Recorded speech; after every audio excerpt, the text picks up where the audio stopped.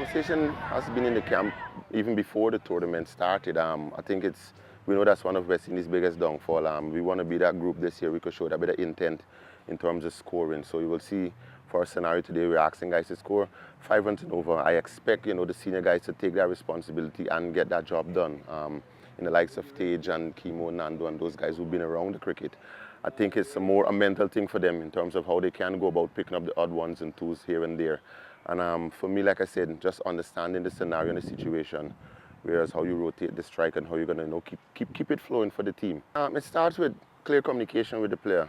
I always give them the opportunity to express themselves, but like I mentioned, in a responsible way, right? So with that communication is put over to them, and I give them full support.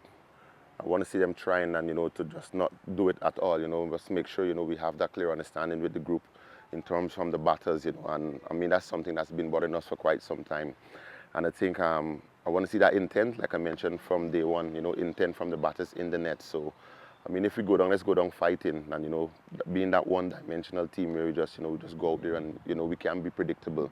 So that's something I plan doing this year in terms of making change-ups, in terms of matchups going into the game. As like you mentioned, white ball cricket, even Test cricket has been evolving every year. So we can't be that one side to come every single year and do the same thing over and over and hopefully look to win championships. One of my main things as well in terms of developing these young guys to go up to the international level.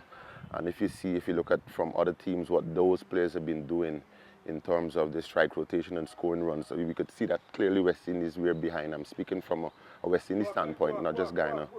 Clearly we are behind. So like I said, yes, clear understanding so the guys could understand what we want them to do in the nets and giving them the full support from a management perspective. So, I mean, if it don't work at times, we will be supporting them to make sure, how can we cross that hurdle when it comes to being aggressive and, intent in the crease.